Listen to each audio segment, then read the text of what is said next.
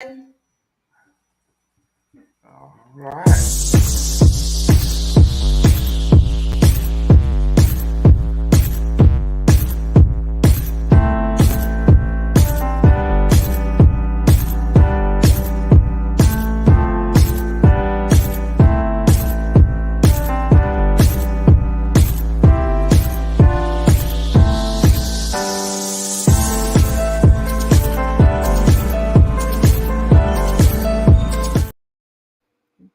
Hello, everyone. Welcome to the show. Another great edition of Bring It in the House podcast show, where we spotlight musicians, entertainers, artists, and leaders.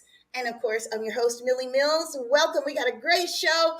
We're talking to a man, legendary, all the way from the West Coast. Woo! R&B soul singer, legendary Mr. Raymond Coates. Ha! Hey, Welcome to now, the show. thank How you are very much. you? I'm great. Oh my Thank you for gosh, host it's so good having to me. see you. I mean, It's good to be seen.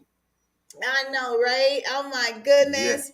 You are incredible. I can't say it enough. Over 40 years career in the industry. Who can say that? Not many, right? Not many. That's right. Many of the guys I used to sing with as a youngster, they don't sing anymore, doing other things, you Yeah. know.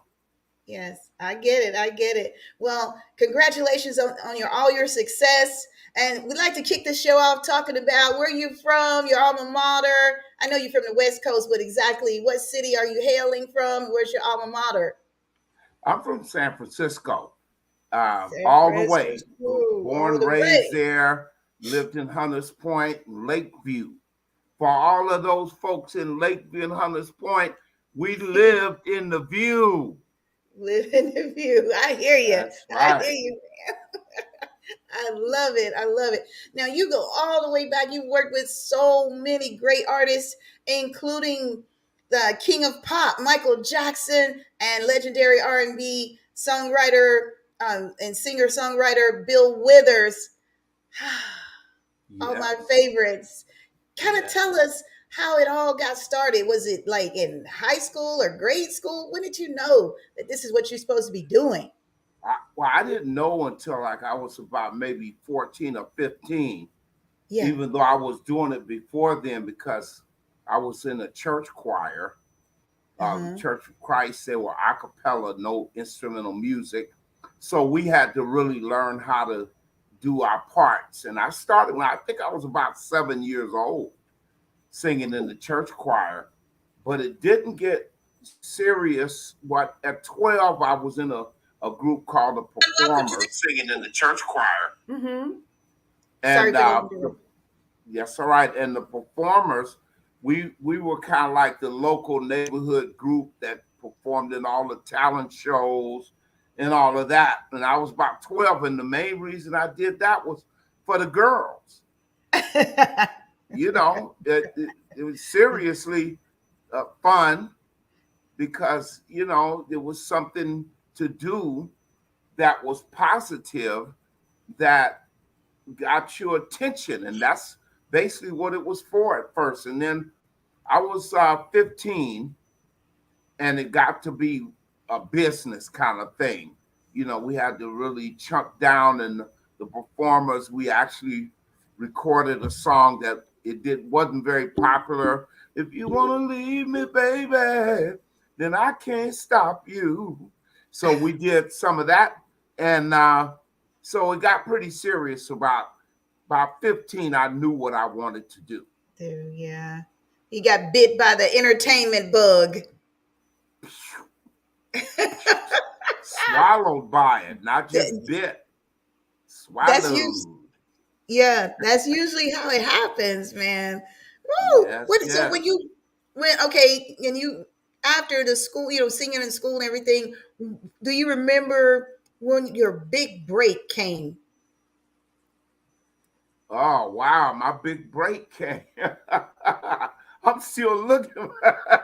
You kind of got me. That wasn't one of your questions. You surprised me. But I was at a I was Well, like 16. I, Yeah. I guess what I'm trying to say, what performance kind of like solidified the deal? Like, yep. Woo. Well, we opened up for Sly Stone and Jimi Hendrix in back in the day at Winterland in San Francisco. And it was so fantastic. I'm at a 49er football game. I'm like 15, 16, and I'm walking up the ramp singing like I usually do. I sing everywhere all the time. I never stop. And I bump into this big guy, and he grabs me by the shoulders. And he says, "Hey, bro," he said, "man, you got a pretty gritty voice, man. You have a band?" And I said, "Yeah, I got a band. I don't know who this fella is." And he said, he gave me a card. I didn't even look at it. I put it in my pocket. And he said, "Well, when you get some original songs, call me up." Well, we had original songs because I've always written lyrics. And so I didn't know who he was. But when I went home to change my clothes, I took the card out of my pocket and it was Bill Withers. So this was on a Sunday. So Monday I went to rehearsal and I told the fellas, hey, met Elmo. I met Bill Withers. And it was like, "Is that right?" I said, "Yeah." And he wanted to come to his studio in San Jose. So we had about 3 or 4 originals, and we called him up. He took us up there into the studio. He sat in with us. He showed our guitar player some licks, and he showed me some things that I should do singing. And we recorded a song called "A Special Love for Me," and it came out so nice. Actually, he put the whole thing together, and he got a guy named Renee Hall who did Sam Cooke's string arrangements, and he had him do our string arrangements and get our backgrounds and everything together. So that's when I basically had my break at that time to let me Yes. know that this was something that I wanted to do, Oh my for gosh. Yeah. real. So that Yes. was cool. The Michael Jackson thing came later, actually. Later. It wasn't me. Actually, it was my brothers. Three Uh of my huh. brothers, I was in it, but it was Theris, Jerry, Glenn, and myself that went to this tryout. He was doing a video called Cry. And Mm-hmm. so we went and tried out, and he chose us to be one of the groups singing in his video. And so that was really pumped because he was sitting up there looking out of his mobile home, looking out of the curtains. He didn't come out though. He Right. didn't come out at all. He didn't take part in the actual video. An actual video. Okay. So Raymond, do you come from a long line of singers? Your family, your mom and dad, grandparents, any of them? Man, my dad was a bass singer, and Okay. but I don't come from a long line of singers because his profession was a preacher. He was a preacher, but he was a great bass singer, and he had some great friends. Ray Walker Jr., who was the bass singer for Elvis Presley's group, the Jordanaires. Oh He my was, gosh. yeah, he was the one that came to San Francisco at my dad's request and taught us how to sing, gave us all our parts, and told us what to do and all of that. So that's where I came out from, being a bass singer. That was my first love. Your first love was being a bass singer, like your dad, huh? Yep, I used to Yeah. lean on his chest, and I could feel the vibrations, when the bass, Yeah. yeah, and you could hear it, and it just kind of transferred. So that's what I did while I was with Cordial, while I was with the Performers, while I was with Finesse.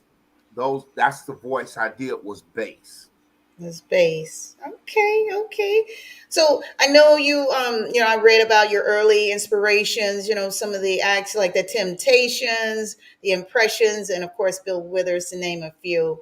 So who were some of some other influencers? Who were some as of today? Any new artists that, keep you motivated or inspire you, artists of today? Yeah, there's a guy named Gregory Porter that's around, and Gregory Porter. Okay. he's a great inspiration to me. Jeffrey Osborne, Oh he's a yeah. great inspiration to me because Okay. he's still doing what he does, and he's Does, still yeah. powerful on stage. The Isley Brothers, Yeah. and the reason why they're my inspiration because they they're still doing it. They're Ronald still doing. Isley is still doing it. He's shown that he's crossed all of these genres, all the Hmm. barriers, and he's proven that Yeah. age is not the factor in Yeah. what you do. It's who you are. It's So who you yeah, are. there's a few. There's Yeah. a few. There's a few. Speaking of the Isley brothers, you did like you said, there's a tribute. I was looking on YouTube, a song that you did for them called The Isleys, right? Yes. We want to take Yeah. a listen to it. I think I uploaded the right one. If not, just tell me. Here we go. Okay. Bring it in the house. Thank you.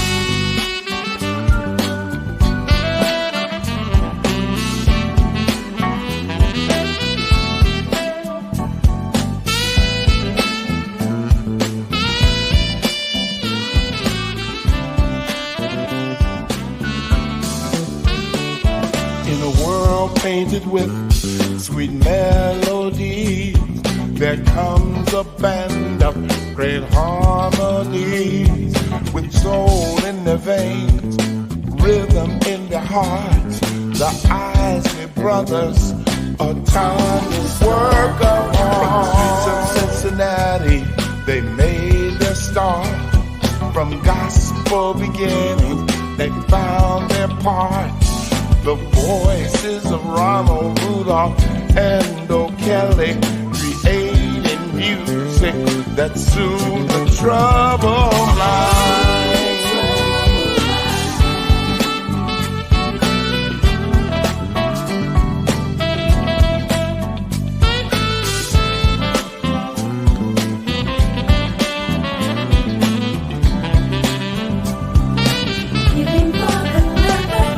Smoothly silk their voices dancing in the air, touching souls and spreading love everywhere.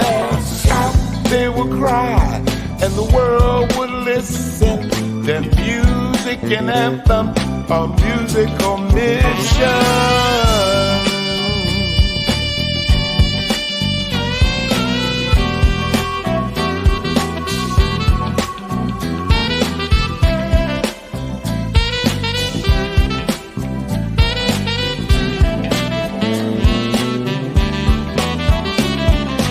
Through decades of change, they persevered.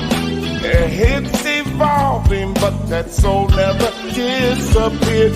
Twist and shout, brought joy, fight the powers spoke through. They defy genres, forever rewriting the music blues.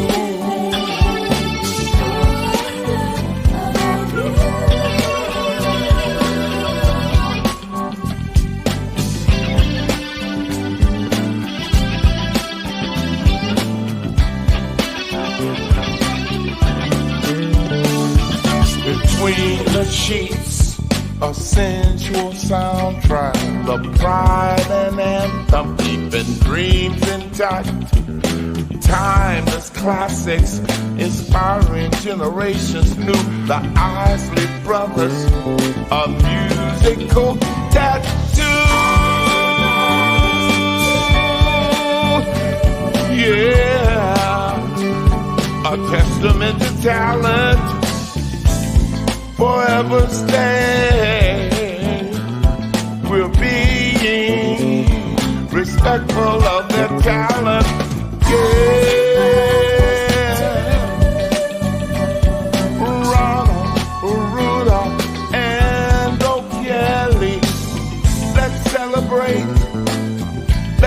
celebrate that amazing guitar playing round and round.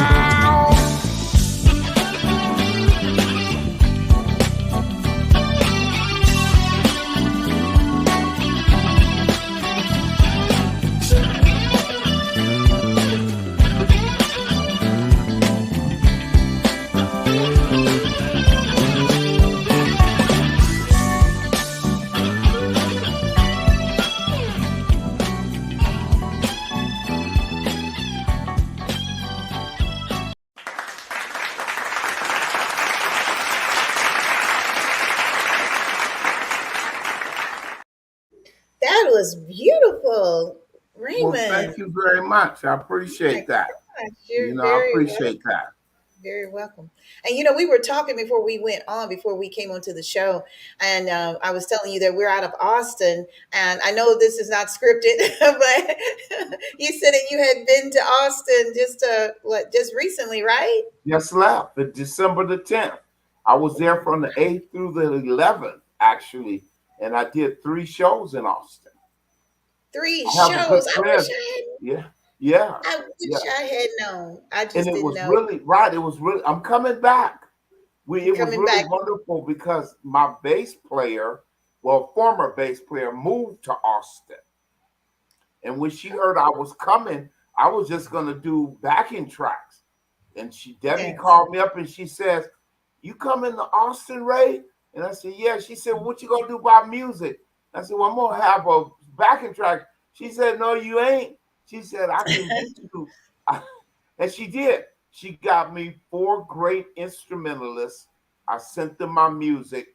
They learned my music. When I got there, as soon as I got off the plane, I wasn't even able to go to the hotel. I went right to the first venue with my pajamas on. That Whoa. was great. And Jack and know. those guys, I have to give Jack Ellerly credit because he taught the other guys the music, the bass player, Billy Cummins, keyboard player. He was just out of sight. Austin has some wonderful musicians there. Shout out, Austin. More power to you. Yes, yes. Uh-oh, excuse me. Yes. And we got people tuning in. Oh, thank you so much. My cousin in Little Rock, thank you. Wesley in Memphis. And Desiree, your publicist. She is tuned in tonight. Thank you. She said, tell some of your stories. She said, tell some of your stories, Raymond. I can't tell a lot of stories because you gave me a script. Gary didn't give me a script, so he just kind of let me talk. But I do want to say this. I have a family, and I really stopped performing for like almost 30 years because I had to get a regular job and go to work so that I could raise my 2 sons. One is 34 now, another one's 29. But I opened up for the Mills Brothers. Okay. When I was with Cordial, there was these brothers that was out of sight in Las Vegas. We went there and opened up for them. Well, I have a lot of stories, believe me. A bunch of stories. The Temptations. Well, tell us this much. The Temptations. You got a brief story you can share? A brief story. There you me have and my friends. We were a Temptation tribute. We were a Temptation group, but we were young, 14 years old. We didn't have the money to get into the show, so we climbed in the bathroom window, and we didn't have seats, so we had to stand on the front row, right in front of the stage, and we singing right along with them. Martha Reeves of the Vandellas looked and she said to me, she said, "Come here." Snuck me backstage, snuck me on the bus, snuck me to the hotel, and we partied all night, just me and them. So I wrote a song I'm working on now with a producer named Stevie O. Williams called Snuck a Look at You. Snuck a look because of the Temptations. My friends didn't believe me. So the next morning I went home. I told him, man, Coach, where you been, man? I said, I've been partying with the Temptations. You Patience. have lying. No, you lying. That's what they said. So we all got on the bus, went back to the hotel. When we got off the elevator, Melvin looked over at me and he said, "Hey, Coach, what's up?" And he It fell out. It was just out of sight. So was out of anyway, sight. it's a Oh brief man. story. I love that. I mean, Yeah, I know that that was kind of mind blowing for you. not That was kind of. It was totally. yeah, I know it was. I know it was. I The saw David Ruffin break up a fight between Marvin Gaye and Tammy Terrell. really?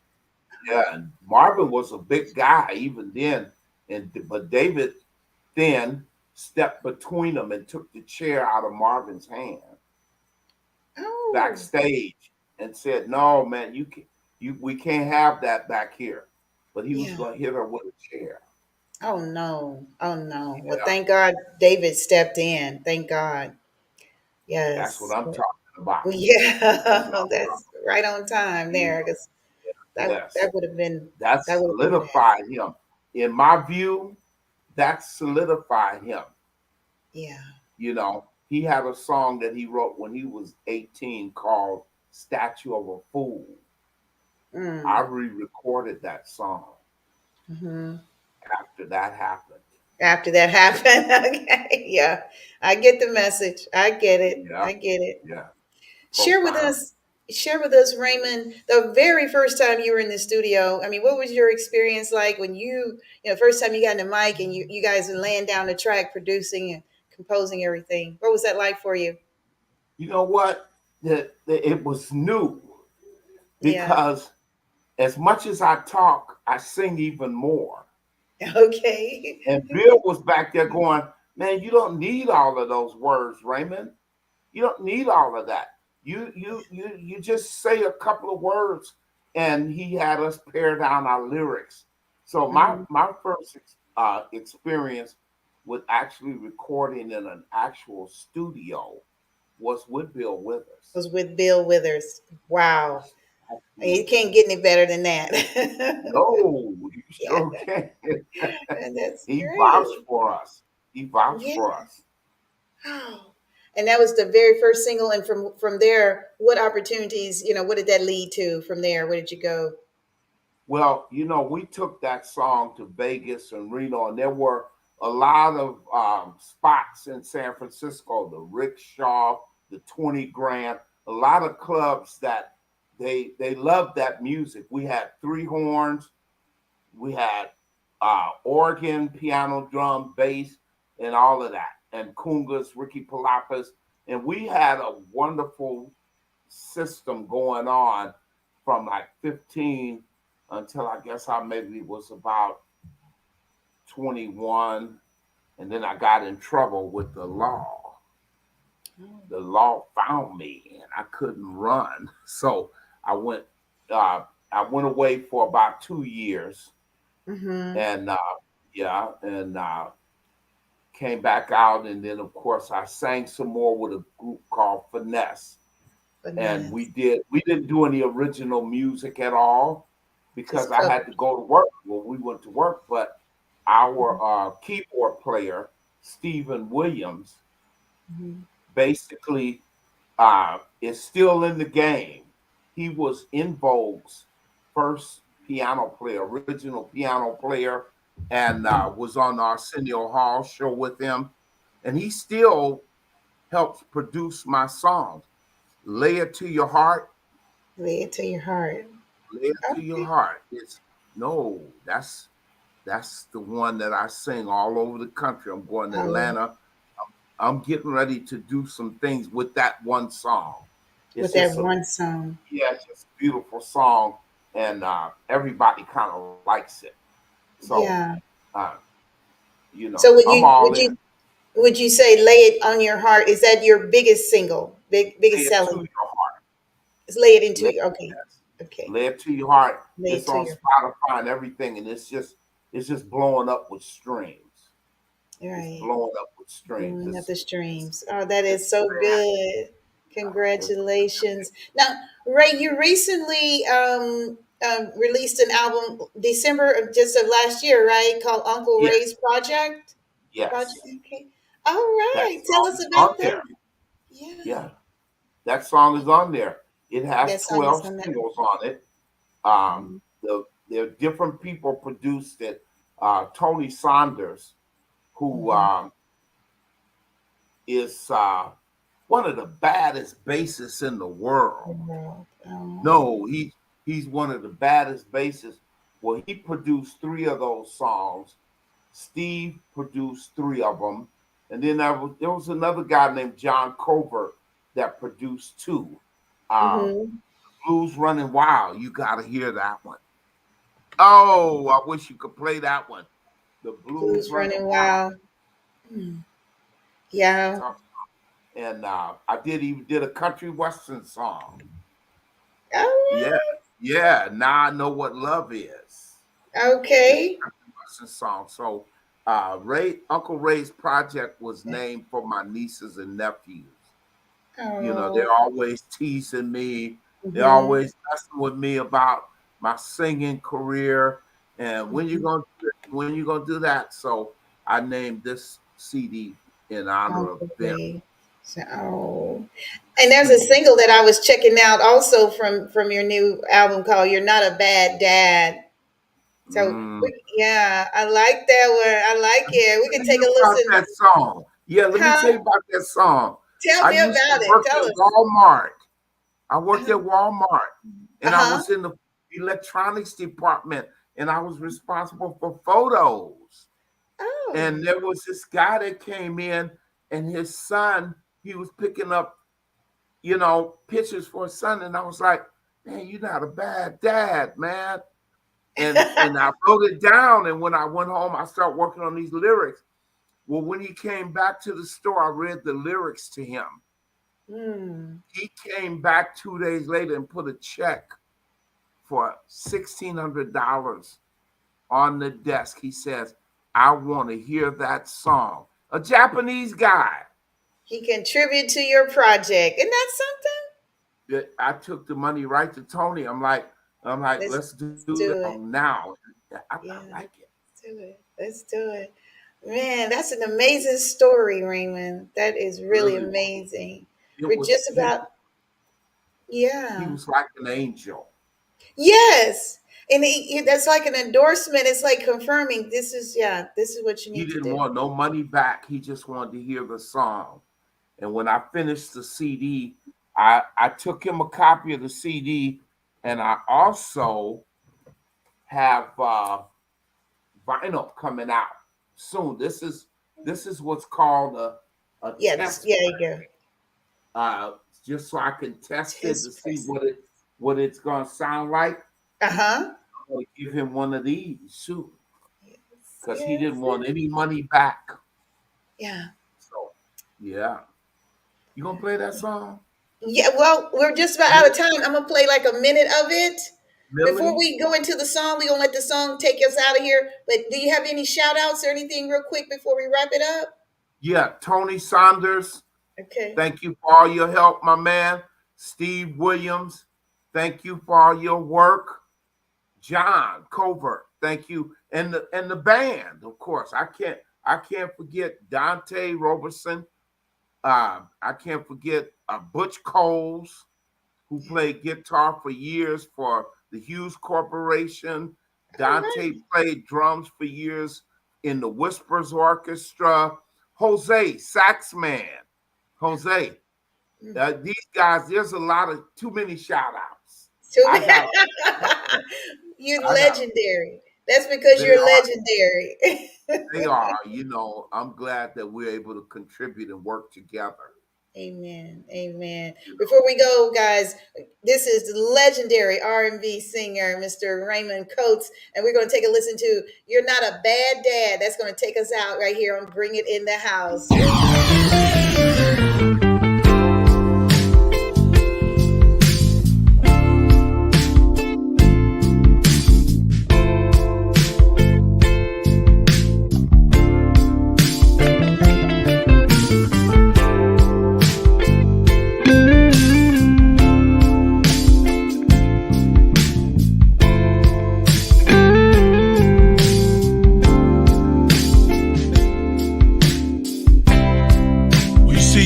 working hard each and every day, trying to provide for us in your own special way.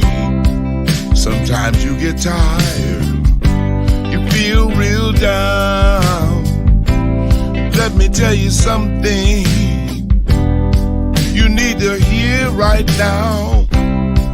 You're not a bad dad, you're doing your best, always putting family above all the rest. You may not be perfect, but that's okay. We're so grateful for you each and every day. Remember when you taught me how to ride a bike, when we played ball till it was late at night. You were there to cheer me on at every game. You never gave up on me, even when you were full of pain. You're not a bad dad, you're doing your level best, always putting family above all the rest. You may not be perfect, but that's okay. We're so grateful for you each and every day.